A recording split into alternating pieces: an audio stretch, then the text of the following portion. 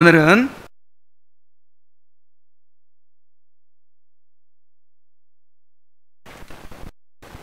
에서 68페이지에서 70페이지까지 내용을 통해서 율법과 복음 또 욕망과 인내라는 주제를 살펴보도록 하겠습니다. 자, 먼저 책을 읽고 또 설명을 하도록 할게요. 먼저 68페이지를 읽겠습니다. 이윽고 해석자는 직접 크리스천의 손을 이끌고 어떤 매우 넓은 객실로 데려갔는데 그곳은 여태껏 한 번도 청소를 하지 않아서 온통 먼지투성이었다. 해석자는 잠시 동안 그곳을 둘러보더니 하인을 불러 청소를 하라고 시켰다. 하인이 방을 청소하기 시작했을 때 어찌나 먼지가 많이 일어나는지 크리스천은 거의 질식할 정도였다. 그러자 해석자는 옆에 서 있던 한 소녀에게 물을 이리로 가져다가 뿌려보아라 하고 일렀다. 그 소녀가 물을 뿌렸을 때 먼지가 가라앉아서 마침내 방은 말끔히 청소되었다. 이것은 무엇을 의미합니까? 이 객실은 복음의 달콤함 은혜로 성화된 일이 한 번도 없는 인간의 마음입니다. 먼지는 인간의 원죄를 의미하며 또 모든 인간을 이렇게 만드는 내면의 부패를 의미합니다. 처음 이 방을 쓸기 시작한 사람은 율법입니다. 그리고 다음에 물을 뿌려준 아가씨는 복음입니다. 당신도 잘 보셨다시피 처음에 율법이 방을 쓸기 시작하자 먼지가 일어나 온 방을 채웠기 때문에 방이 깨끗해지기는커녕 더 더러워지고 당신은 거의 질식해버릴 지경이었지요. 이는 율법이라는 것이 죄를 발견하고 금지시키긴 하지만 아예 죄를 뿌리 뽑지는 못하기 때문에 인간의 마음을 청소하려 들다가는 오히려 영혼의 죄를 소생시키고 힘을 돋우어 더 증가하게 만들 뿐이라는 것을 당신에게 보여드리기 위한 것입니다. 다음으로 한 소녀가 방에 물을 뿌리고 난 뒤에 청소를 하니까 아주 기분 좋게 깨끗해졌습니다. 이것은 복음이 인간의 마음에서 어떤 역사를 하는지 보여주는 장면입니다. 소녀가 마루에 물을 뿌려 모든 먼지를 가라앉힌 것처럼 죄는 사라지고 근절되었습니다. 영혼도 믿음으로 정결하게 되어 영광의 왕이 기거하시기에 합당한 장소로 변화됩니다.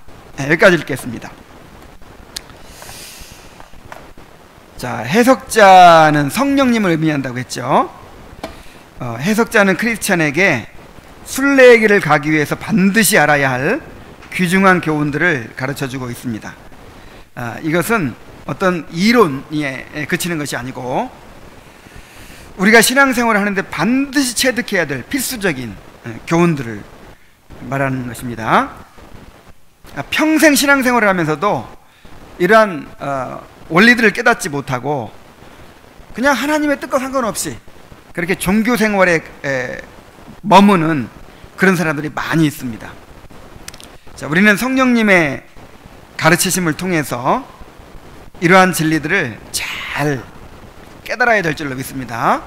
그냥 교리적으로 아는 것에 그치는 것이 아니고 이것이 실제로 깨달아지고 몸에 배야 되는 거예요. 우리가 율법을 통해서 구원받는 것이 아니라 그리스도의 은혜로 구원받는 걸 알죠. 그리고 율법주의가 정말 흉악한 이단이라는 걸 알죠. 이론은 그렇게 알아도 우리 자신도 모르는 사이에 율법주의 경향으로 신앙생활을 얼마든지 할 수 있는 거예요. 오늘 한번 같이 살펴보도록 합시다. 먼저 율법과 복음에 대해서입니다. 자, 해석자가 크리스천에게 여태껏 한 번도 청소를 하지 않아서 온통 먼지투성의 넓은 객실을 보여주죠. 그래서 하인을 불러다가 청소를 하게 하는데 막 빗자루로 쓸고 청소를 하니까 오히려 먼지가 가득 차가지고 잠잠함에 있던 먼지가 막 오히려 일어나가지고 크리스천이 질식할 지경이 됐어요. 그런데 한 소녀에게 물을 뿌리게 하니까 그 먼지가 다 가라앉고 방이 말끔히 청소됐습니다. 그래서 이제 해석자가 여기에 대해 설명하는데 이 객실이 뭐라고 했습니까? 복음의 달콤한 은혜로 성화된 일이 한 번도 없는 인간의 마음을 가리킨다. 다시 말해서 이제 구원받지 못한 심령을 가리키는 거죠. 이 먼지는 인간의 원죄와 내면의 부패를 상징해요. 먼지가 처음에 가라앉아 있죠. 이렇게 다. 그래서 몰라요. 처음에 방을 청소한 아이는 율법을 가르친다고 했어요. 그래서 또 물을 뿌린 소녀는 복음을 의미한다고 했어요. 율법이 이제 그 방을 청소하니까 오히려 먼지가 일어나기만 하고 없애지지는 못했죠. 그러니까 율법이 어떤 역할을 하는지를 보여주는 거예요. 율법은 죄를 발견하고 금지시키긴 하지만 아예 죄를 뿌리 뽑지는 못한다는 것입니다. 율법은 오히려 죄를 소생시키고 힘을 돋우어서 더 증가하게 만든다 하는 거예요. 자, 또한 복음이 인간의 마음에 어떤 역사를 하는지를 보여줍니다. 우리의 영혼은 복음을 믿음으로 정결하게 되어서 영광의 왕이 기거하시기에 합당한 장소로 변화될 수 있습니다. 자, 이제 이 이야기에서 이제 존 버넌이 우리에게 보여주고자 하는 것은 율법의 기능과 한계입니다. 율법이 어떤 역할을 우리에게 하는 것이고 또 그 한계가 무엇인가, 이를 잘 알아야 된다는 것이죠. 그래서 율법주의에 빠지지 말아야 된다는 것이죠. 자, 율법의 기능이 뭐라고 그랬어요? 율법은 죄를 드러내어 깨닫게 하는 역할을 합니다. 거듭나지 않은 사람은 자신의 부패성에 대해서 깨닫지를 못하죠. 그러나 하나님의 율법은 죄를 드러내서 깨닫게 하고 정죄하는 역할을 합니다. 잠잠히 쌓여있던 먼지를 막 일으키는 역할을 이제 율법이 한다는 거예요. 로마서 7장 7절로 9절을 한번 찾아봅시다. 로마서 7장 7절로 9절.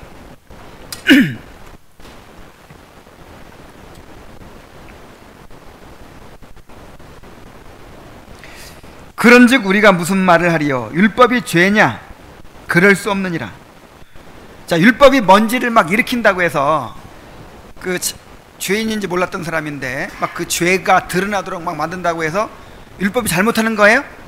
그렇지 않죠. 율법은 지금 자기 역할을 하는 거예요. 율법으로 말미암지 않고는 내가 죄를 알지 못하였으리니 곧 율법이 탐내지 말라 하지 아니하였다면 내가 탐심을 알지 못하였으리라. 예, 열째 계명을 가지고 예를 들죠. 보통 세상 사람들은 탐내는 거, 이걸 죄라고 생각 안 하죠. 아, 저 가지고 싶다, 이걸 죄라고 생각하지 않죠. 실제로 훔치거나 뺏어야 죄라고 생각하죠. 그런데 율법은 탐내는 것부터 죄라고 이렇게 보여주잖아요. 그래서 율법이 아니면 우리가 우리의 죄를 알지 못하는 거예요. 그러나 죄가 기회를 타서 계명으로 말미암아 내 속에서 온갖 탐심을 이루었나니 율법이 없으면 죄가 죽은 것임이라. 청소하지 않았으면 그냥 먼지가 이렇게 쌓여 있어도 더러운지를 몰랐을 거예요. 근데 청소하려고 막 빗자루로 쓰니까 막 일어났던 것처럼 율법이 오기 전에는 그렇게 내가 죄인지를 몰라요. 근데 내 속에 있는 이 부패성이 율법으로 말미암아 기회를 타서 온갖 탐심을 이루었다 그랬어요. 그러니까 우리의 부패성은요, 율법이 올 때 오히려 더 욕망이 생겨나는 거예요. 그 어렸을 때 어떤 만화책을 봤는데 이제 자기보다 힘센 아이한테 늘 괴롭힘을 당하는 거예요. 그래서 이제 복수를 해주려고 이제 자기 집 이 담벼락에다 구멍을 뚫고 거기다 이 펌프를 연결을 했어요. 그리고 그 담벼락에다 뭐라고 써놨냐면 들여다보지 마시오 이렇게 써놨어요. 그 아이가 지나갈 때 들여다보지 마시오라는 말이 없으면 그냥 지나갈 거예요. 근데 일부러 들여다보게 하려고 들여다보지 마시오. 그리고 그 아이가 그냥 지나갈 때 들여다보지 마시오 써 있으니까 들여다봐요, 안 들여다봐요? 들여다봐요. 들여다보는 순간 펌프를 막 이렇게 작동시켜 가지고 물벼락을 막 이제 맞게 하는 그걸 봤어요. 자, 이게 바로 그 이야기예요. 이게 바로 예를 들어 제가 여러분한테 여러분 지금부터 말씀에만 집중하세요. 집에 있는 일 생각하지 마세요. 그러면 지금 뭐 생각해요 지금? 집에 뭐 두고 온 거 생각하죠. 그러니까 뭔가 하지 말라고 하면 더 하고 싶어하는, 이게 인간의 죄성이에요. 이게. 그래서 율법이 오히려 죄를 더 막 일으키는 거죠. 그러니까 율법이 잘못된 것이 아니고 뭐가 잘못해서? 인간이 부패해서. 전에 율법을 깨닫지 못했을 때는 내가 살았더니 계명의 이름에 죄는 살아나고 나는 죽었도다. 정말 잘 표현하고 있죠. 로마서 5장 13절도 한번 봅시다. 로마서 5장 13절. 죄가 율법이 있기 전에도 세상에 있었으나 율법이 없었을 때는 죄를 죄로 여기지 아니하였느니라. 20절을 보면 더 이 말씀이 잘 깨달아져. 20절. 율법이 들어온 것은 범죄를 더하게 하려 함이라. 그러나 죄가 더한 곳에 은혜가 넘쳤나니. 그러니까 율법이 주어지기 전에도 인간은 죄인이었죠. 근데 명확하게 율법이 주어지질 않으니까 그 자연법인 양심이 마비돼 가지고는 자기들이 죄인인지를 몰라요. 그래서 인간의 죄를 더하게 하려고, 더 말하자면 빗자루로 쓸어가지고 먼지를 막 더 일으켜서 이렇게 더럽다는 것을 드러내려고 율법을 주셨다는 거예요. 율법이 없을 때는 죄를 죄로 여기지 않았어요. 그냥 죄인지를 몰랐어요. 그런데 범죄를 더하게 하려고 율법을 주셨다는 것입니다. 그 목적은 뭐예요? 죄가 더한 곳에 뭐가 넘치도록? 은혜가 넘치도록. 그렇게 이제 죄를 깨닫고, 나는 구제불능이구나. 이렇게 큰 죄인이구나. 이건 이제 나는 죽었구나. 이렇게 깨달아야 그리스도를 믿죠. 자, 이런 역할을 한다는 거예요. 이게 율법의 제1 용법이죠. 자, 그런데 율법에는 한계가 있어요. 어떤 한계가 있냐면, 율법은 죄를 없이 하거나 영혼을 거룩하게 할 수는 없어요. 율법이 문제가 있어서가 아니라 인간의 영혼이 부패하기 때문입니다. 물론 율법이 구원받은 자들에게는 삶의 규범으로 주어졌지만 율법을 지키는 행위 자체가 우리를 의롭게 하거나 거룩하게 만드는 것은 아니에요. 우리는 오직 그리스도의 의로 의롭다함을 받고 그리스도의 거룩함을 입어서 거룩하게 되는 것입니다. 그래서 내가 율법을 내 힘으로 더 잘 지키고 해가지고 내 죄를 없애고 내가 거룩해진다. 이게 잘못된 생각이라는 거죠. 그렇게 하려고 하면 할수록 오히려 죄가 더 힘을 얻어서 나를 지배하게 된다는 것입니다. 인간 내면의 죄와 정욕을 제어하고 정복할 수 있는 것은 오직 복음의 은혜뿐이다. 그랬어요. 오직 복음의 은혜뿐입니다.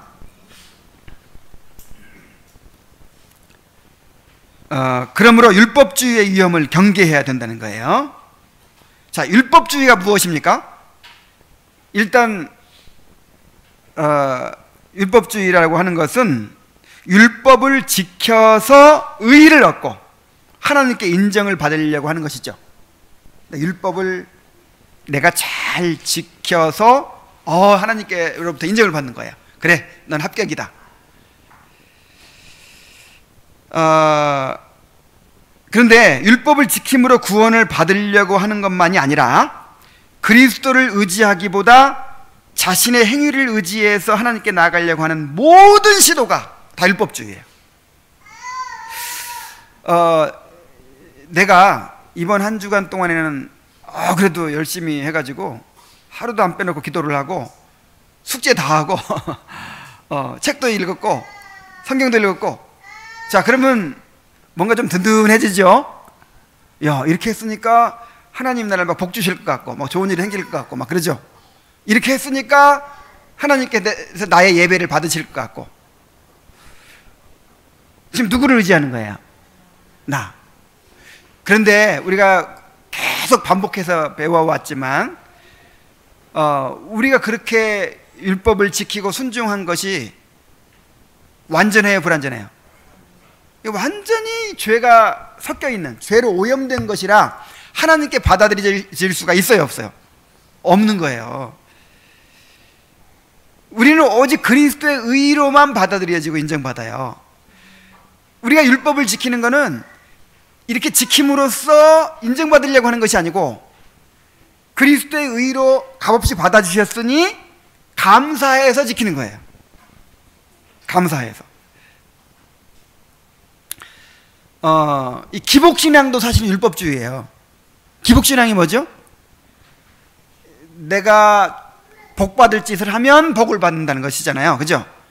내가 하나님께서 나를 복을 주고 안 주고를 내가 만들어낸다는 거잖아요. 이것도 율법주의인 거예요. 행위주의.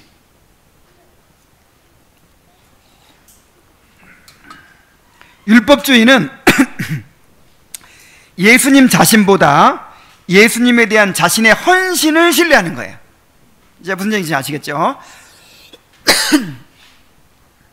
자, 그러다 보니 마음의 상태보다 외적 행위가 강조됩니다. 인격체이신 성령님보다 규례와 규칙을 더욱 신뢰하게 됩니다. 그러니까 내가 율법을 지켰는지 안 지켰는지 확인이 가능해야 되잖아요. 그러다 보니까 자꾸만 외적인 이제 행위가 더 중요해지고 또 이거를 딱 계산하기 쉽게 어떤 규칙, 네, 오늘 큐티 했으면 지킨 거고 안 했으면 안 지킨 거고 이런 식으로 어떤 규칙들, 이제 그런 것들이 자꾸 중요해져요. 사실은 율법은 영적인 건데 우리 영혼의 상태를 말하는 거잖아요. 영혼의 상태. 그러니까 뭔가 외적인 규칙을 다 지키고도 마음 부패에 있을 수 있고, 그렇죠? 그 유대인들 손 씻고 먹잖아요. 너무 거룩해지고 싶어가지고 하루살이라도 혹시 들어갈까봐 부정한 음식 먹으면 안 되잖아요. 손 씻고 음식을 먹어요. 그 다음에 안식일을 거룩하게 지키려고 기준을 정해. 900m 이상 걸어가면 어기는 거고 팔도 이만큼 이상 올리면 이건 일하는 거고 한 요만큼 올려야 되고 막 이런 식으로 그 기준을 막 수백 가지를 정하는 거예요. 율법을 잘 지키고 싶어 하고. 근데 그 기준들, 그 규칙들을 다 지키면 이제 내가 지켰다고 생각하게 되는 거죠. 그러나 그 율법은 영적인 거잖아요. 그 마음이 하나님을 사랑하는 마음이 없고 이웃을 내 몸까지 사랑하는 마음이 없으면 지킨 거예요, 안 지킨 거예요? 이렇게 된다니까요. 근데 이 마음의 상태는 측정이 불가능해. 잘 몰라요. 그러니까 알기 쉽게 그냥 어떤 규칙, 외적인 모습 이런 걸로 판단을 하는 거죠. 이게 율법주의의 특징입니다. 그래서 율법주의에 빠지게 되면 우리의 신앙은 일정한 규칙들을 잘 지키는 것으로 전락돼 버리고, 이것은 필연적으로 우리를 자기 의에 빠지게 만듭니다. 자기 의, 내 의를 쌓아가는 거죠. 내가 이렇게 했다. 내가 이렇게 살았다. 나는 이날이 때까지 남 마음 아프게 한 적 없다. 나는 이날이 때까지 어떻게 살았다. 여기 다 율법주의예요. 자기 행위를 의지하고 자기 의의를 쌓아온 거잖아요. 그러니까 그 율법주의라고 하는 게 교리적으로는 율법을 통해서는 구원받을 수 없다. 복음을 예수를 믿어야만 구원받는다. 요거 다 알고 있지만 우리의 그 성향 자체가, 인간의 본성 자체가 율법주의 성향이에요. 자기 행위를 의지해요. 그래서 나도 모르는 사이에 율법주의가 우리 삶 속에 스며들어 있을 수가 있어요. 그래서 그 특징을 한번 알아봅시다. 율법주의 특징이 뭔가. 이제 바리새인과 세리를 통해서 그걸 볼 수 있는데, 첫째, 영적 우월감이 있습니다. 여러분, 나한테 영적 우월감이 있으면요, 무조건 이건 자기 의에 빠진 거예요. 여러분, 그리스도를 믿으면 믿을수록 우월감이 생겨야 마땅해요? 아니면 자신의 죄를 더 깨달아가고 겸손해져야 마땅해요? 예수를 믿으면 믿을수록 점점 내가 낮아지고 겸손해지는 게 이 올바른 신앙인 거예요. 근데 자꾸만 우월감이 생기는 거야. 내가 누구보다 낫다 이런 우월감이 생기기 시작하면 이건 자기 행위를 의지하고 있는 거죠. 자기 행위가 다른 사람보다 더 낫다고 생각하기 때문에 이런 우월감이 생기는 것입니다. 내가 빠짐없이 주일 성수를 하고 11조를 잘 드리고 모임에 빠짐없이 참석하고 또 경건의 의무들을 다 행하고 있기 때문에 내가 누군가보다는 낫다, 이제 이런 생각이 들어오면 이것이 바로 율법주의에 빠져 있는 증거입니다. 자, 또 한 가지는 말씀보다 전통이나 규칙들을 중요하게 여기죠. 아까 얘기했지만, 자, 좋은 전통을 따르는 것은 옳은 일입니다. 그러나 지나치게 규례와 절차를 중요하게 여기고 그것으로 우월감을 가지거나 다른 사람을 판단한다면 이것도 율법주의 신앙입니다. 바리새인들이 그랬잖아요. 랍비들의 유전을 중요하게 여기고 그 유전을 지키는 것으로 자신의 신앙을 증명하려고 하고 유전을 지키지 않는 사람들을 판단하고 정죄했습니다. 우리를 다 거룩하게 정결하게 하고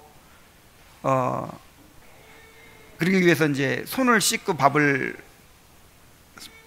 먹는 거, 요게 이제 정말 경건한 사람들의 어떤 이제 특징이 됐어요.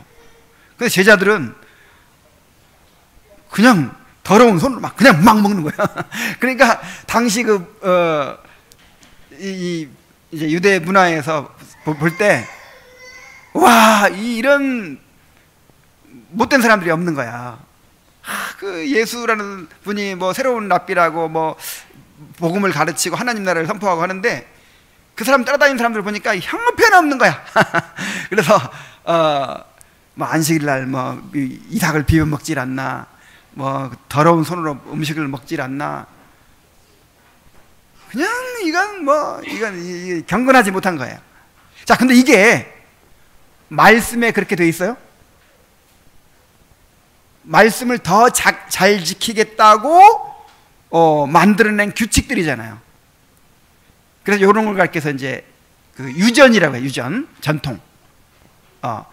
하나님의 계명보다 인간의 유전을 더 중요시하는. 우리 가운데도 그런 거 많이 있을 수 있어요.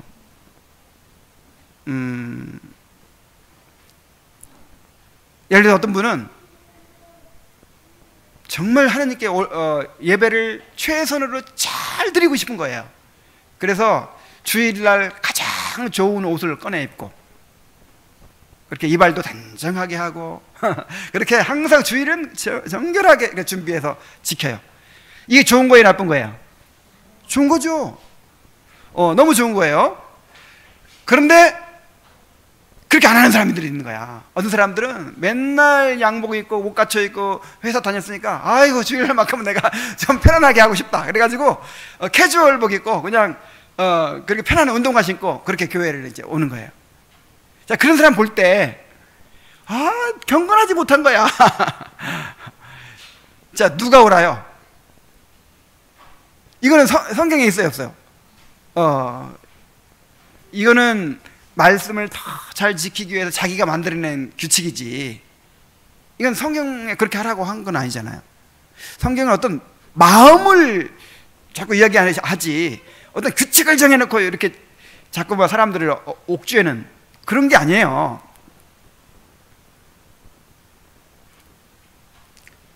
예배를 뭐 순서를 어떻게 해야 된다, 아니면 뭐 온갖 우리가 더 잘하기 위해서 만들어낸 것들이 있어요. 여러 가지. 어떤 사람은 헌금도 그냥 다리미로 다리여서 좋은 일이라니까요, 다. 근데 이제 그거를 이제 가지고 판단하는 거지, 다른 사람들을. 꾸깃꾸깃 그냥 경건하지 못하게. 그래서 꾸깃꾸깃 그냥 더러운 돈 싹 넣는 사람보다 다리미로 다리여서 이렇게 정성껏 내가 더 경건하고 이 사람은 덜 경건하다. 자, 이런 생각을 가지는 것 자체가 벌써 율법주의에 빠진 거예요. 그래서 주님이 이렇게 책망하셨죠. 이 백성이 입술로는 나를 공경하되 마음은 내게서 멀도다. 사람의 계명으로 교훈을 삼아 가르치니 나를 헛되이 경배하는도다. 그렇게 책망하셨어요. 경건을 위해서 전통을 받아들이고 규칙들을 지키는 것은 좋은 일이지만 그것을 자신의 의로 여기거나 그걸 다른 사람에게 강요하거나 다른 사람을 판단하는 잣대로 사용해서는 안 되는 것이죠. 그럼 그게 율법주의가 되는 거죠. 그래서 아우구스티누스가 이렇게 말했어요.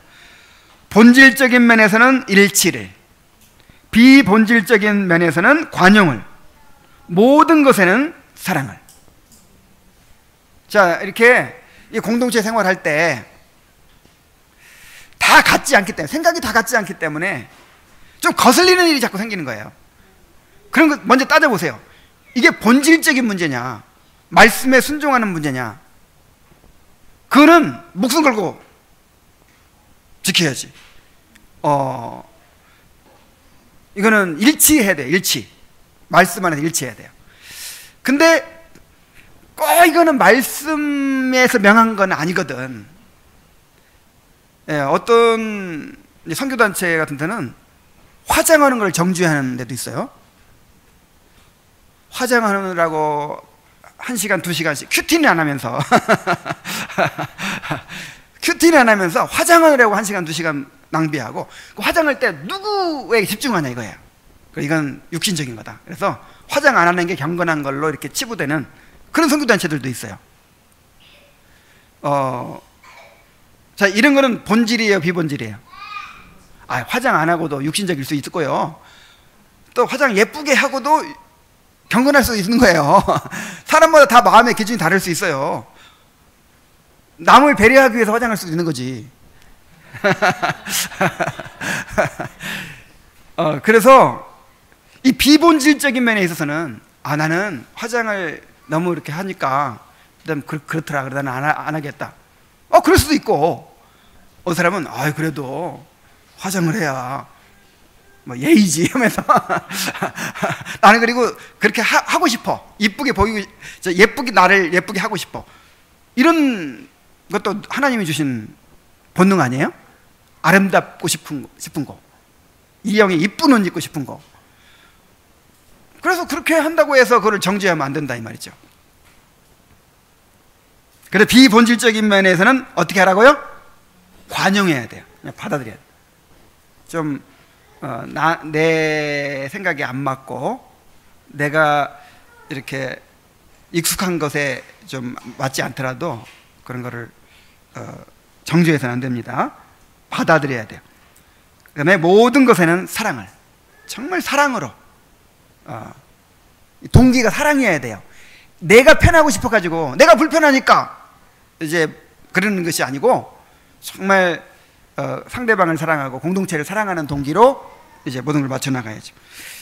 자, 세 번째로 율법주의의 특징은요, 사람들에게 보이고 싶어해요. 마태복음 6장 1절에 사람에게 보이려고 그들 앞에서 너희 의의를 행치 않도록 주의하라. 그러면서 예수님께서 산상수훈에서 기도하는 문제, 그다음에 금식하는 문제, 그다음에 또 뭐죠? 구제하는 거, 이 세 가지로 예를 들으셨어요. 사람에게는요, 자기의 탁월한 것을, 자기의 의로운 것을 남에게 보이고 남이 좀 알아줬으면 하는 그런 마음이 있어요. 요것도 자기 행위를 의지하는 것입니다. 이것도 정말 구원받은 사람은요, 이게 깨져버려야 돼요. 이제 누구로만 자랑해요? 그리스도의 의로만 자랑하는 거예요. 그리스도. 내 영광은, 내 자랑은 그리스도예요. 우리는 영적 파산자야. 더 이상 내놓을 게 없다는 것이, 더 이상 자랑할 것이 없다는 것이 드러나버린 사람들이거든요. 그런데 완전 파산해가지고 완전 영적 거지라는 것이 드러나가서 이제 예수로 말미암아 구원 받아놓고 하나님께 인정받아놓고 그래도 뭔가 자기가 그래도 뭔가 내놓을 게 있다는 거야. 그래서 남들이 알아주길 바라는 거예요. 그래서 구제를 하더라도 남들이 좀 이렇게 봤으면, 내가 얼마나 나를 희생하고 이렇게 많이 하는지를 봤으면, 헌금을 해도 남들이 좀 알아줬으면, 뭐 이런 게 있어요. 그래서 사람들을 의식하며 행동하고 사람들에게 항상 자기 이야기를 많이 하죠. 나는 이렇게 뭐. 근데 자기가 죄인이라는 걸 지극히 깨달아가는 사람은 내 얘기가 안 나와. 부끄러운 걸밖에 없잖아요. 자, 그 다음에 자기의 죄를 보지 못하죠. 율법주의자들은 율법주의 하니까 율법을 굉장히 존중하는 것 같죠. 사실은 율법주의자들이 율법을, 이 기준을 낮추는 거예요. 내가 지켰다라고 말하려면 기준을 낮춰야 지켰다고 할 수 있죠.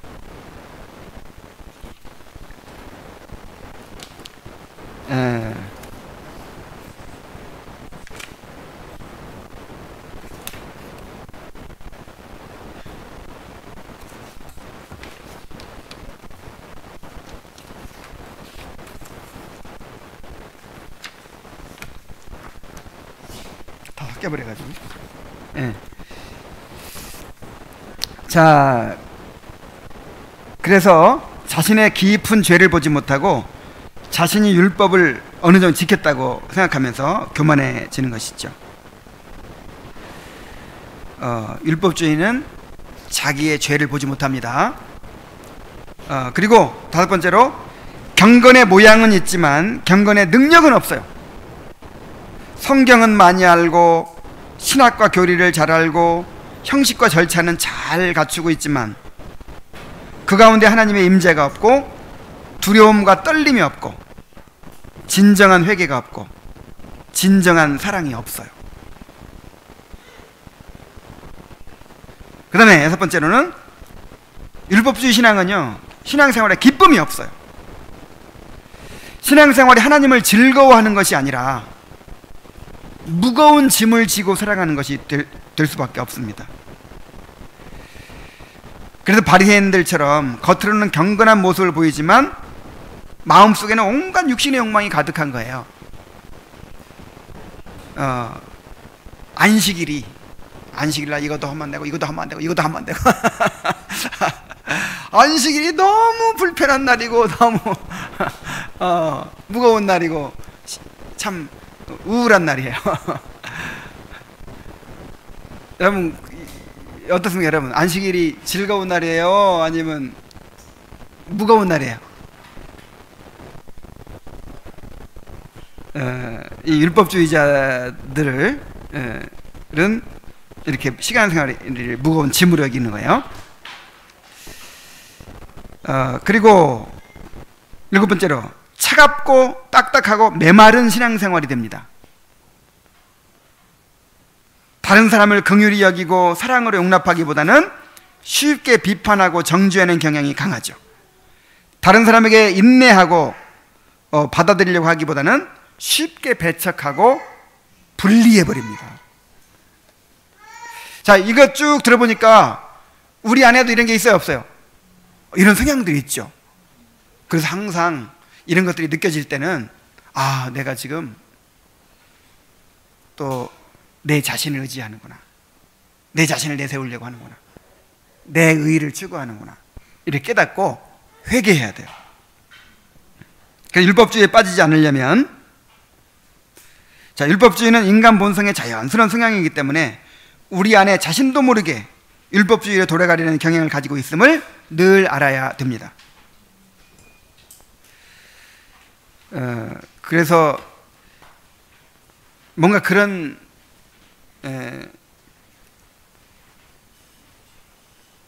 자꾸만 자기 의를 내세우고 나를 자랑하고 이렇게 하려고 하는 그런 이 동기 자체를 이제 우리가 제어해야죠. 율법의 요구를 바로 알아야 되겠죠. 이제 우리가 그걸 배우고 있어요, 요즘에. 그러니까 대요리문답을 통해서. 율법의 수준이 누구 수준이에요? 하나님, 하늘에 계신 너희 아버지의 온전하신 같이 너희도 온전하라. 요게 율법의 수준이에요.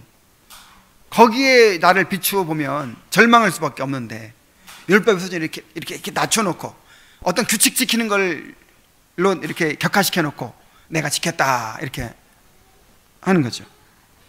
그리고 율법에 비추어서 자신의 죄를 계속 깨달아가야 됩니다. 존 버넌이 쓴 율법과 복음이라는 책에서 이렇게 존 버넌이 말합니다. 만약 당신이 얼굴을 깨끗하게 씻기 원한다면 먼저 거울 앞으로 가서 어디가 더러운지를 보아야 합니다.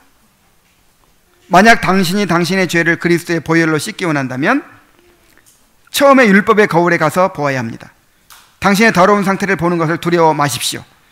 당신이 가지고 있는 모든 더러움과 흠들을 보십시오. 왜냐하면 만약 당신의 더러움의 절반만 본다면 절반밖에 씻을 수도 없기 때문입니다. 그러니까 율법을 통해서 계속 우리의 죄를 깊이 드러내고 이렇게 깨닫게 하시는 것은 우리의 성화를 위해서죠. 우리가 보는 만큼, 죄를 깨닫는 만큼 성화가 되는 거예요. 절반만 보면 절반만 된다고 하잖아요. 깊이 죄를 깨달아 가야 하는 것입니다. 그리고 상한 심령으로. 자, 왜 상한 심령이 되죠? 시편 51편 17절에 우리 한번 찾아봅시다. 시편 51편 17절.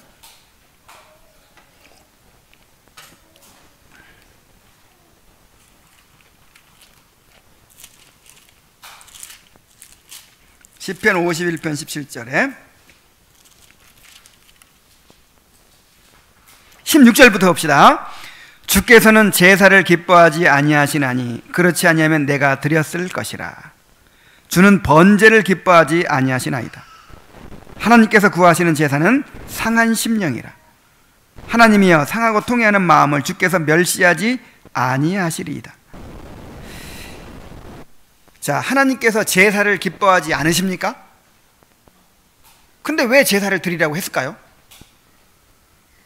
자, 여기서 제사를 기뻐하지 않으신다는 말은 무슨 말이냐면은 제사를 드리라고 했을 때 뭘 요구하셨냐 이 말이죠. 짐승을 잡아 제사 드리라 그럴 때 하나님이 고기 탄 그 삼겹살 굽는 냄새 맡으려고 하나님이 고기 좋아하셔가지고 제사 드리라고 했겠어요? 그 제물이 그렇게 처참하게 각이 떠져가지고 내장 다 드러내고 맨 처음 죽이죠. 목을 따서 죽이고 내장을 다 드러내고 그 점점이 각을 떠가지고 불에 태우잖아요. 그 제물이 누구예요? 나예요. 나 대신 또 그리스도가 이렇게 또 죽으신 거죠. 나예요. 그러니까 내 죄를 깨닫는 거죠. 내 죄를 깨닫고 그 제사를 드리면서 내 죄를 깨닫고 그 다음에 내 죄를 위해서 그리스도가 이렇게 대속하신다는 사실을 믿는 거죠. 이게 제사의 목적이에요. 그래서 제사 드리라고 했어요. 근데 이제 오해를 하는 거예요. 이야, 이 양이 우리 집에서 제일 좋은 양이야. 팔면 이게 제일 비싸게 받을 건데 이걸 내가 드려. 하나님이 얼마나 기뻐하시겠어요, 이 양을.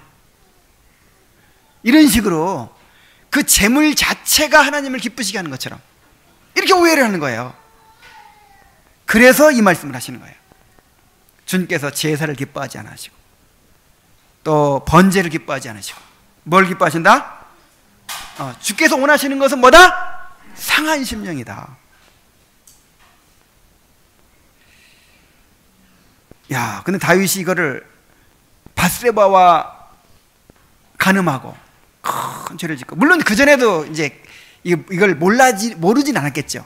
근데 더 깊이 깨닫게 된 거예요.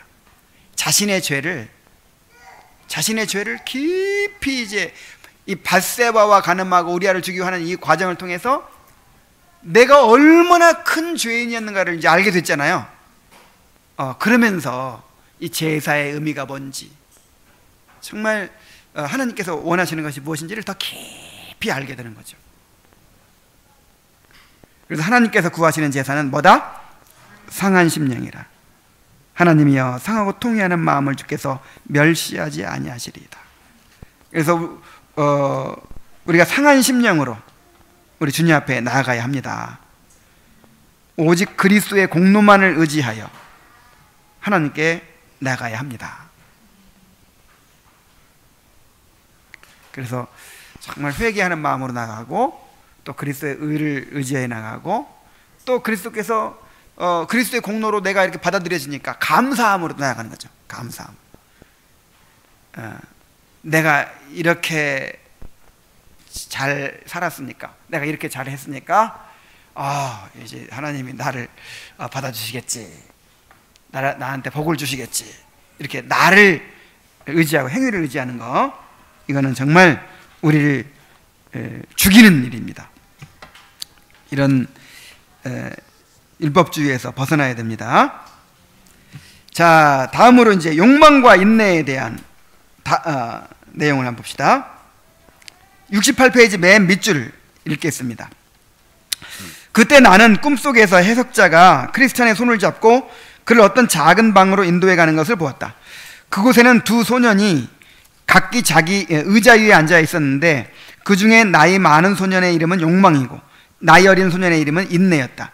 욕망은 매우 불만스러운 표정으로 앉아 있었으나 인내는 매우 조용하고 침착한 표정이었다. 욕망이 불만을 품고 있는 이유가 무엇입니까? 하고 크리스찬이 묻자, 해석자는 그 소년들의 아버지가 가장 좋아하는 선물들을 그에게 갖다 줄 테니 내년 초까지만 기다리라고 했지요. 그런데 욕망은 지금 당장 달라고 하고 인내는 기꺼이 기다리고 있는 중입니다 라고 설명해 주었다. 그러자 어떤 사람이 보물 한 자루를 짊어지고 욕망에게로 다가와서 그것들을 그의 발 아래에 쏟아놓는 것을 보았다. 욕망은 그것을 집어들어 제멋대로 낭비하고 즐기면서 인내를 비웃고 조롱했다. 그러나 얼마 되지 않아서 욕망은 모든 것을 낭비해버리고 남은 것이라고는 누덕누덕 기운 누더기 조각들 뿐이었다. 자, 이것은 무엇을 의미하는지 좀 더 자세히 설명해 주십시오. 이 두 소녀는 상징적인 인물들입니다. 욕망은 현세 인간들을 상징하고 인내는 내세 인간들을 상징하고 있습니다. 우리가 여기서 방금 본 것처럼 욕망은 지금 당장 이 세상에서 모든 것들을 갖고자 하는데, 이와 마찬가지로 이 세상의 사람들도 지금 당장 그들이 차지할 수 있는 모든 것을 갖고자 하며 내년까지, 즉 미래의 세상이 올 때까지 기다리지 못하는 것입니다. 손에 잡은 한 마리의 새가 숲에 있는 두 마리의 새보다 낫다는 속담이 장차 다가올 세상의 복락에 대한 하나님의 증언보다 그들에게는 더 믿을 만한 가치가 있다고 여겨지는 것입니다. 그러나 당신도 보다시피 모든 것을 순식간에 낭비해버리고 겨우 누더기 조각들밖에 남는 것이 없었던 욕망처럼 이 세상의 물질에만 눈이 어두운 모든 사람들도 현세의 종말이 다가왔을 때 결국 그와 같이 될 것입니다. 여러 가지 이유로 인내가 가장 훌륭한 지혜를 가지고 있다는 것을 나는 지금 깨달았습니다. 첫째로, 가장 좋은 것을 얻기 위해서 기다릴 줄 아는 태도가 지혜로우며, 둘째로, 욕망이 누더기밖에 남은 게 없게 되었을 때 그는 자신의 영광을 차지하게 될 것이니까요. 아니, 또 하나의 이유가 더 있습니다. 즉 다가올 세상의 영광은 영원 불멸의 것이지만 현세의 허황한 영광들은 순식간에 버리기 때문입니다. 그러므로 욕망이 이 세상에서 좋은 것들을 먼저 가졌다고 해서 인내를 비웃을 이유가 없으며, 오히려 나중에 좋은 것들을 차지하게 되는 인내가 욕망을 비웃어야 할 것입니다. 왜냐하면 처음에 좋은 것을 차지하는 사람은 결국 나중에 올 사람에게 자리를 남겨주어야 하지만, 나중에 차지할 사람은 다가올 좋은 것들에 대한 희망이 있고 마침내 차지하게 되었을 때는 뒤에 올 사람이 없으므로 아무에게도 넘겨줄 필요가 없기 때문입니다. 게다가 처음에 자기 몫을 차지하는 사람은 그것을 소비할 시간이 많아서 결국 남는 게 하나도 없게 되지만, 나중에 차지하는 사람은 영원히 그것을 보존하게 될 것입니다. 그러므로 예수께서 어느 부자에게 하신 말씀이 있지요. 너는 살았을 때 좋은 것을 받았고 나사로는 고난을 받았으니 이제 그는 여기서 위로를 받고 너는 괴로움을 받느니라. 자, 이제 저는 눈앞에 보이는 이 세상의 것들을 탐내는 것보다는 다가올 세상의 복락을 기다리는 것이 가장 현명한 일임을 깨달았습니다. 당신은 진리를 말씀하셨습니다. 목전에 보이는 것들은 잠깐이요 보이지 않는 것들은 영원하기 때문입니다. 말하자면 현세의 욕망과 유격은 서로 지극히 가까운 사이이므로 금세 친밀하게 되지만 내세의 복락과 유격은 서로 너무 다르기 때문에 늘 거리가 있습니다. 네, 여기까지 보겠습니다. 자, 욕망과 인내. 자, 이거도요 너무 당연한 얘기 같고 너무 단순한 얘기 같죠. 근데 저는 지금에야 이게 너무 진리 같아요. 욕망과 인내 참 너무 우리 삶을 잘 요약해주고 있는 말입니다. 자, 내용을 요약하자면, 자, 두 소년이 각기 의자 위에 앉아 있어요. 나이 많은 소년은 욕망, 나이 어린 소년은 인내인데, 욕망은 매우 불만스러운 표정으로 있어요. 그런데 이 인내는 조용하고 침착하게 앉아 있어요. 아버지가 가장 좋아하는 선물들을 갖다 줄 테니까 내년 초까지만 기다리라고 했는데, 욕망은 당장 달라고 재촉하고, 인내는 기꺼이 기다리는 중이었기 때문입니다. 근데 어떤 사람이 보물 한 자루를 가져와서 욕망 앞에 쏟아놓자 욕망은 그걸 집어들고 제멋대로 낭비하고 즐기면서 인내를 비웃고 조롱해요. 그러나 얼마 되지 않아서 욕망은 모든 것을 낭비해버리고 남은 것이라고는 누더기 조각들 뿐이었습니다. 자, 해석자가 설명합니다. 자, 욕망은 현세 인간들을 상징하고 인내는 내세 인간들을 상징한다 그랬어요. 욕망은 지금 당장 이 세상에서 모든 것을 갖고자 한 것처럼 이 세상의 사람들도 지금 당장 그들이 차지할 수 있는 모든 것을 갖고자 하며 미래의 세상이 올 때까지 기다리려고 하지 않는다는 거예요. 욕망이 모든 것을 낭비하고 누더기 조각만 남게 되었듯이 이 세상의 물질에만 눈이 어두운 사람들도 이 세상이 끝나게 될 때 결국 그와 같이 될 것이다. 욕망은 인내를 비웃었지만 가장 좋은 것을 얻기 위해서 기다릴 줄 알았던 인내가 가장 훌륭한 지혜를 가진 것이다. 이렇게 말하고 있어요. 눈앞에 보이는 이 세상의 것을 탐내는 것보다 다가올 세상의 복락을 기다리는 것이 가장 현명한 일이라는 거죠. 자, 욕망과 인내는 교회 안에서 두 종류의 사람들, 두 종류의 삶의 태도를 나타냅니다. 자, 욕망은 현세의 행복을 추구하는 사람들을 대표해요.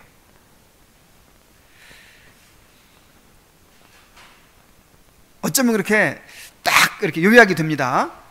이 땅의 것으로 만족을 얻고 이 땅의 것을 추구하는 사람들의 삶을 한마디로 딱 이름을 붙인 뭐예요? 욕망. 그리고 이제 영원한 천국의 소망을 가지고 이 땅에서 인내하며 살아가는 사람, 이 땅에서 그것을 바라보며 살아가는 사람들을 한마디로 딱 그의 삶을 요약한 뭐예요? 인내. 인내입니다. 우리 그리스도인의 삶은 인내의 삶이에요. 그 반대의 삶은 욕망. 욕망이냐 인내냐. 이거를 정말 기억해 둬야 합니다. 자, 욕망은 현세 행복을 추구하는 사람들을 대표한다 그랬죠. 그들은 세상적인 것으로 만족을 얻고자 하는 자들입니다. 그들은 지금 당장 그들이 차지할 수 있는 모든 것을 갖고자 하며 주님이 약속하신 하나님의 나라가 임하기까지 기다리지 못하고 이 세상의 복락을 누리고자 합니다. 시편 17편 14절을 한번 봅시다. 시편 17편 14절.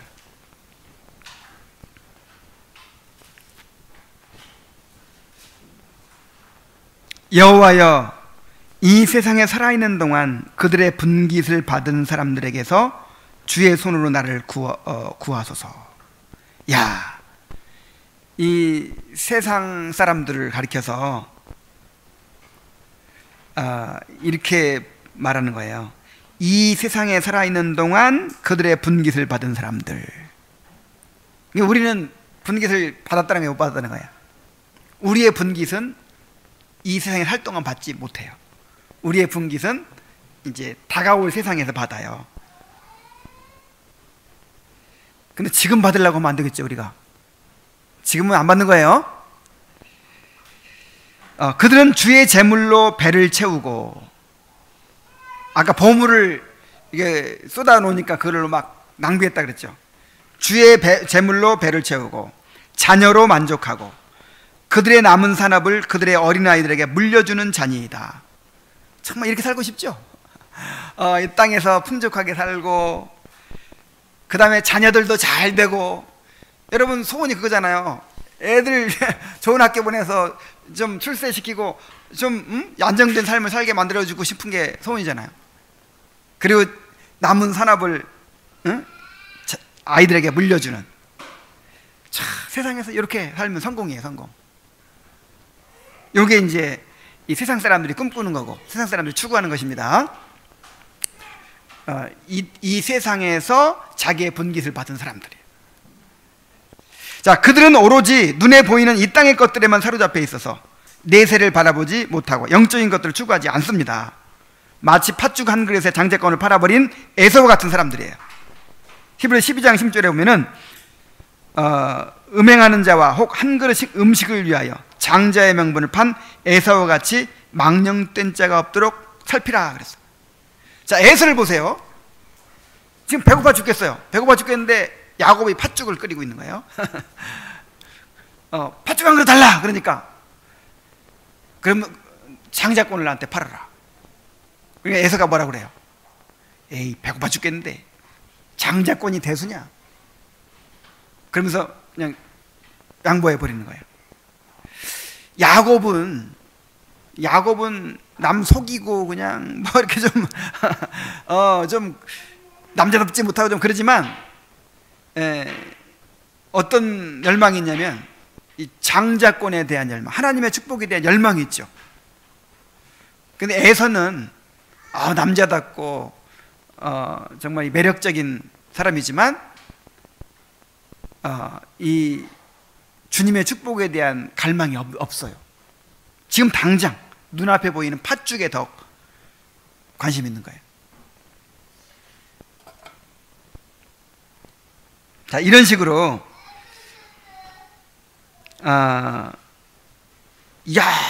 영원한 그 하늘의 영광을, 하늘의 기업을 이렇게 갈망하지 않고 당장 이 땅에서 누리는 그런 행복을 선택하는 그런 사람들이 있다는 거예요.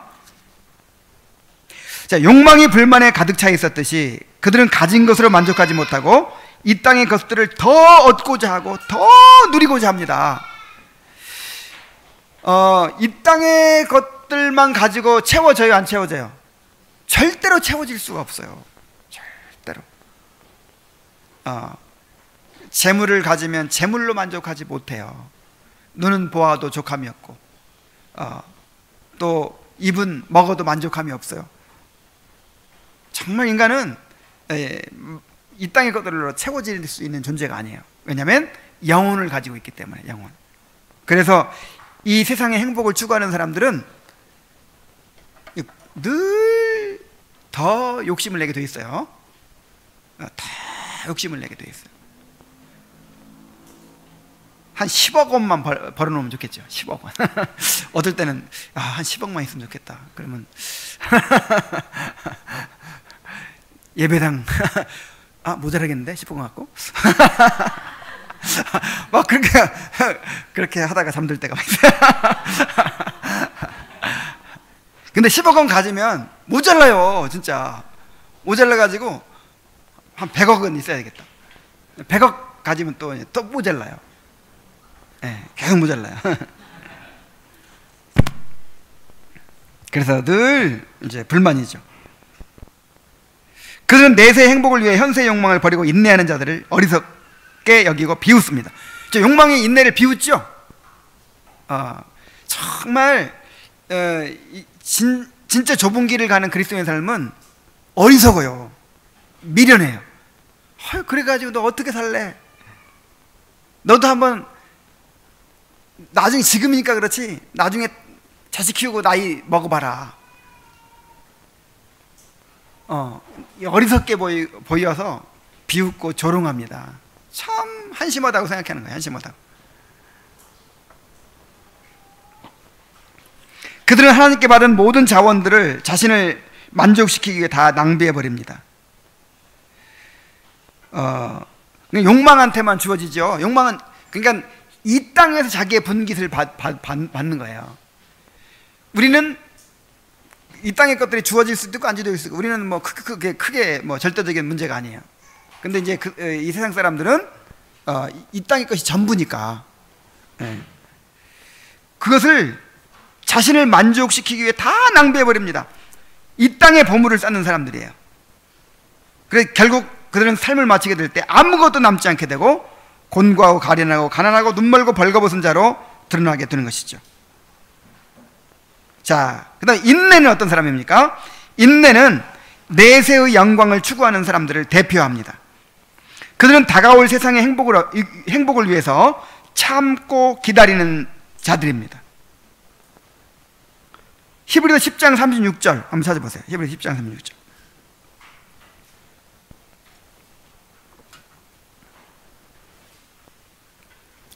너희에게 인내가 필요함은 너희가 하나님의 뜻을 행한 후에 약속하신 것을 받기 위함이라 그랬죠.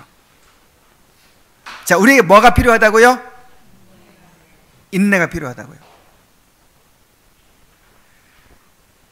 언제까지 필요해요? 약속하신 것을 받기 위함이라 그랬으니까 약속하신 것은 하늘의 기업을 말하는 거잖아요. 그걸 언제 받아요? 천국 가야 받잖아요. 그러니까 이 땅에서의 삶은 인내야. 그냥 한마디로 말하면 인내. 로마서 8장 25절 26절에 보면은 우리가 소망으로 구원을 얻었으며 보이는 소망이 소망이 아니니 보는 것을 누가 바라리요? 만일 우리가 보지 못하는 것을 바라면 참음으로 기다릴지니라 그랬어요.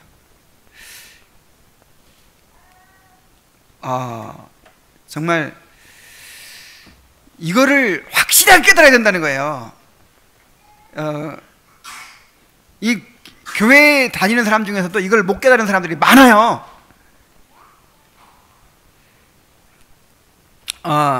우리 그리스도의 삶은 인내의 삶이다. 이 땅에서 분깃을 받는 것이 아니다. 천국에서 분깃을 받는 것이다. 그때까지는 어떻게 해야 된다? 인내해야 되는 것이다. 요걸 깨달아야 되는데 반대로 생각을 하는 거예요. 이 땅에서 예수 잘 믿고 그 보상으로 이제 분깃을 받는 거죠. 복을 받는 거죠. 그래서 예수 잘 믿으면 대대로 그냥 잘 되는 거예요. 자식들 잘 되고 하여간 세상에서도 머리가 될지언정 꼬리가 되지 않고 복을 받고 잘 살게 되고. 자, 이렇게 생각 자체가 다르면 어떻게 올바른 신앙이 되겠어요? 에? 어떻게 시험과 유혹을 이기겠냐 이 말이에요. 그래서 이걸 가르치는 거예요. 지금 순례의 길 가기 전에 이 순례자의 삶은 인내의 삶이다. 인내의 삶이야. 이 땅에서 받으려고 하면 안 돼. 다가올 세상에서 영광을 얻을 때까지 인내하는 거야.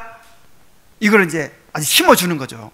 여러분에게 이거 확실하게 심어지게 되기를 바랍니다. 이게 확실하게 심어진 사람은 불평 안 할 거예요. 낙심하지 않을 거예요. 근데 아직도 욕망을 추구하는 삶, 그 태도가 남아 있어가지고 이 땅에서 뭔가 받으려고 하는 거예요. 이 땅에서.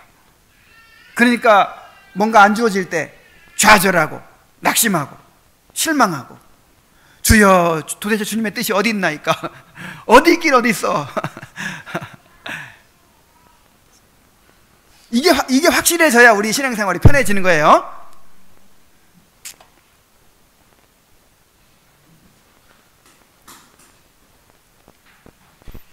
자, 그들은 다가올 세상의 영광을 바라보기 때문에 이 땅의 것들에 대하여 집착하지 않습니다. 자, 고린도전서 7장 29절로 31절 한번 보세요. 고린도전서 7장 29절로 31절. 형제들아, 내가 이 말을 하노니 그때가 단축하여진 고로. 그때가 언제냐면 이제 주님 오실 날이에요.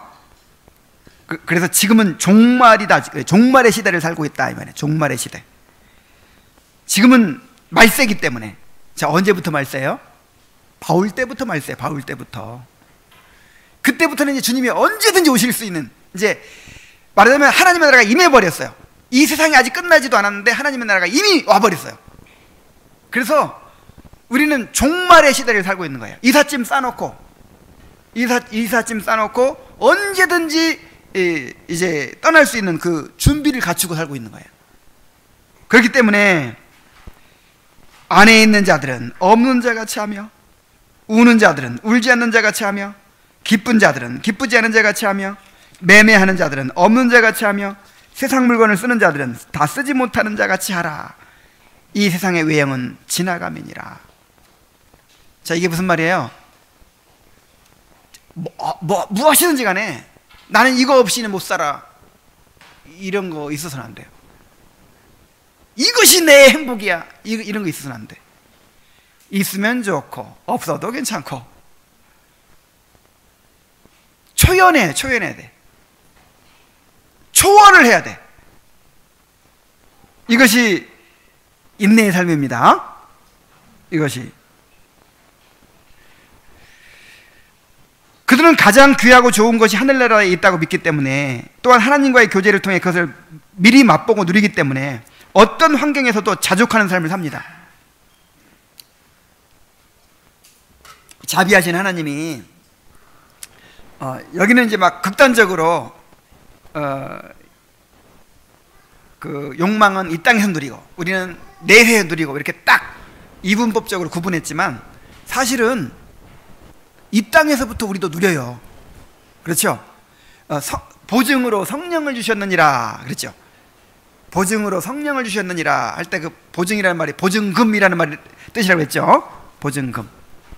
그래서 나중에 우리가 하늘나라에 가서 받게 될 모든 영광과 그 축복을, 그리스도 안에서 하늘에 속한 모든 신령한 복을 미리 맛보기로 우리에게 허락하시는 거예요. 성령을 통해서. 그래서 성령을 통해서 그거를 미리 맛보고 살아요. 그렇기 때문에 인내한다는 것이 그냥 이를 악물고 그래 참자 막 이런 억지로 인내하는 게 아니라고 그랬죠. 그리스도의 인내는 미리 맛보고 누리면서 기뻐하면서 기다리는 거예요. 믿음으로 기다리는 거예요. 그래서 빌립보 4장 11절로 13절에 이렇게 말합니다. 내가 궁핍함으로 말하는 것이 아니니라. 어떤 형편에든지 나는 자족하기를 배웠노니, 나는 비천에 처할 줄도 알고 풍부에 처할 줄도 알아. 모든 일 곧 배부름과 배고픔과 풍부와 궁핍에도 처할 줄을 아는 일체의 비결을 배웠노라. 내게 능력 주시는 자 안에서 내가 모든 것을 할 수 있느니라. 와, 이 모든 것을 할 수 있다는 것이 바로 어떤 환경에서도 자족할 수 있다, 그 뜻이에요. 어떤 가난한 형편에서도 행복할 수 있고, 부유한 형편에서도 타락하지 않을 수 있고, 이 바울 사도 보세요. 실제로 이 감옥에서도 이렇게 기쁘게 살잖아요. 요셉을 보세요. 노예로 팔려가지고도 주님과 동행하며 살잖아요.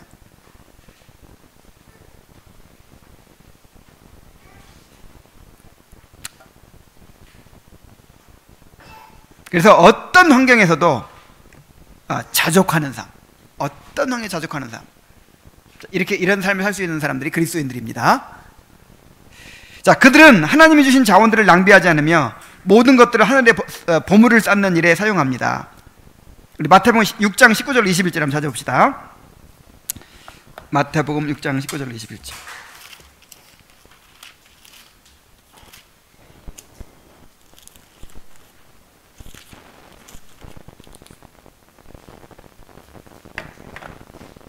너희를 위하여 보물을 땅에 쌓아두지 말라. 거기는 좀과 동록이 해하며 도둑이 구멍을 뚫고 도둑질하느니라.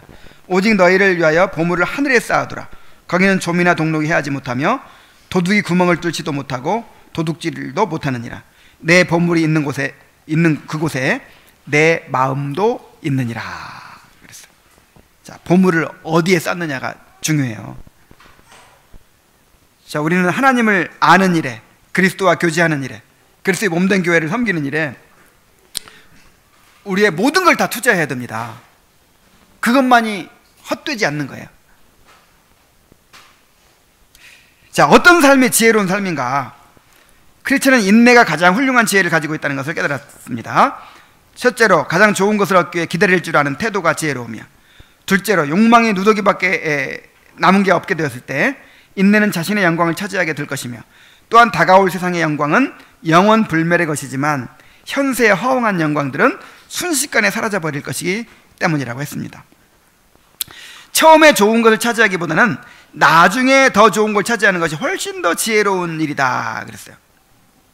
그러니까 아예 그냥, 자, 우리는 너무나 평안한 시대에 살기 때문에 이제 좀 분위기가 달라요. 이 당시에는 무조건 예수 믿는 사람은 고난, 또 그냥 타협하고 그렇게 적당히 살아가는 그런 사람들은 이제 오히려 더 잘 사는, 이게 그냥 아예 딱 구분이 되죠. 그냥 예수 믿는 사람 무조건 고난 받는 거예요. 감옥에 갇히는 거예요. 이 청교도들은 감옥에 갇혀요. 존 버년이 12년간이라고 감옥 생활을 했잖아요.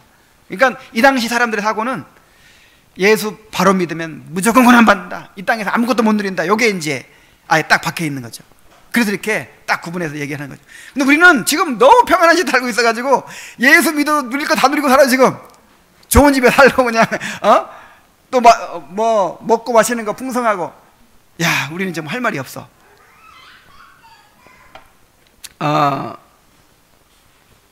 그렇더라도 정말 고난밖에 없을지라도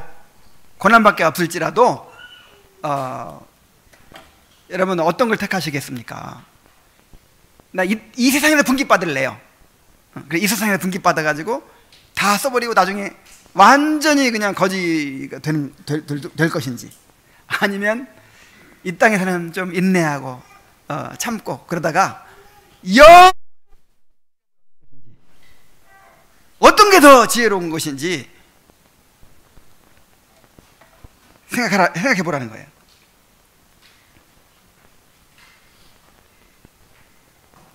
처음에 자기 몫을 차지하는 사람은 그것을 소비할 시간이 많아서 결국 남는 게 하나도 없게 되지만, 나중에 차지하는 사람은 영원히 그것을 보존하게 될 것입니다. 그래서 누가복음 16장 25절에 너는 살았을 때 좋은 것을 받았고 나사로는 고난을 받았으니 이제 그는 여기서 위로를 받고 너는 괴로움을 받느니라. 이게 대체적으로 원리예요.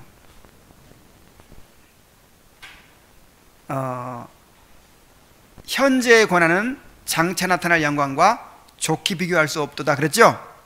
현재의 고난, 장차 영광. 살았을 때 좋은 것 받으면 죽어서 지옥 가요. 그리고 아니 지금 극단적으로 표현하고 있으니까 살았을 때 고난 받은 사람은 죽어서 영광 받아요.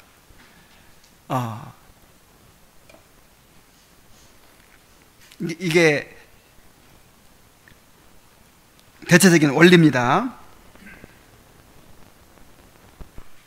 그러니까 이 땅에서 분깃을 이 땅에서 달라고 하지 마세요. 이 땅에서 받으려고 하지 마세요. 이 땅에서 미리 받으면 그거 다 낭비해버린다니까. 내 것을 주님 안에 감춰놓으세요. 이렇게. 자, 크리스천의 말처럼 당장 눈앞에 보이는 이 세상의 것들을 탐내기보다는 다가올 세상의 복락을 기다리는 삶을 사는 것이 가장 현명한 것입니다. 고린도서 4장 16절로 18절에 또 찾아봅시다. 고린도서 16장 18절.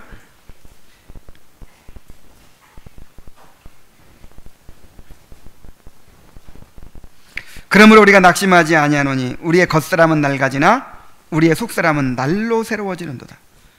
우리가 잠시 받는 환난에 경한 것이 지극히 크고 영원한 영광에 중한 것을 우리에게 이루게 하면, 우리가 주목하는 것은 보이는 것이 아니요 보이지 않는 것이니 보이는 것은 잠깐이요 보이지 않는 것은 영원함이라. 야, 우리의 시각이 참 중요한 것 같아요.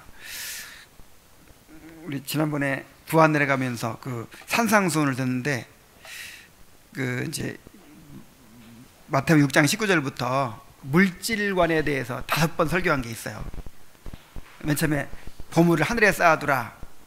다음에가 뭐냐면 올바른 시각을 가지라는 거거든요. 내 눈이 성하면 온몸이 밝을 것이고 내 눈이 어두우면 온몸이 어두울 것이다. 야, 정말 우리 시각이 문제예요. 이 바울은 너무 잘 보고 사는 것 같아요. 우리가 주목하는 것은 보이는 것이 아니라 보이지 않는 것이니, 바울의 눈에는 늘 보이지 않는 게 너무 커 보이고 보이는 건 작아 보이고. 그러니까 얼마나 쉬워요, 그죠? 그리고 현재 그렇게 고난을 당하고 있으면서도 잠시 받는 환난에 지극히 경한 것이 잠시래. 잠시 그리고 경한 거래요. 그리고 나중에 천국에서 받는 거는 영광의 중한 것. 야, 이렇게 보이면 얼마나 좋을까요? 지금 당장 내가 경험하고 있는 문제가 가장 커 보이고 그냥 이게 전부같이 보이고 막, 아유, 그러니 어떻게 시험을 이겨요? 자, 올바른 시각을 갖게 되기를 바랍니다. 그래서 우리가 말씀을 듣는 거죠. 말씀의 안경을 써야 보인다고 했어요, 칼빈이. 자, 말씀의 안경을 늘 쓰시기 바랍니다. 아까 우리 대한이가 올라와가지고, 목사님 왜 안경 써요? 안경은 눈 아플 때나 쓰는 건데? 막 그러더라고요. 잘 보려고 쓴다 그랬어요. 여러분, 잘 보려면 안경 써야 돼요. 말씀의 안경을. 그래서 우리가 말씀에서 멀어지잖아요. 그러면 점점 이제 눈이 나빠져 가지고는 이제 보이는 게 커 보이고 보이지 않는 건 안 보여 진짜. 그래서 늘 말씀을 가까이 해야 돼요. 자, 이제 마칩시다. 말씀을 맺겠습니다. 욕망과 인내는 세속적인 그리스도인과 경건한 그리스도인의 삶을 너무나도 잘 요약한 이름이에요. 세속적인 사람들의 삶을 한마디로 정의하면 욕망, 경건한 그리스도인의 삶을 한마디로 정의하면 인내. 우리도 내세의 영광을 위해 현세 욕망을 절제하며 인내의 삶을 살아가는 것이 가장 지혜로운 삶이라는 것을 깨달아야 합니다. 인내, 이거 잊지 맙시다. 그래, 이 땅의 삶은 인내다. 이 땅에 사다 누리려고 해서는 안 된다. 그래서 이 땅에 누리지 못하는 거 억울해하고 그냥 막, 아이고, 꽃구경도 못하고 몸 다 갔네. 해외여행도 나는 못했네. 이거 무슨 이 땅이 전부인 사람들이 하는 얘기예요. 아이, 무슨 해외여행이 문제야. 지금 천국 가면 우주를 여행할 텐데. 인내의 삶을 살아가게 되길 바랍니다. 기도합시다. 하나님 아버지, 오늘도 어두웠던 우리의 눈을 말씀의 안경으로 열어주셔서 감사드립니다.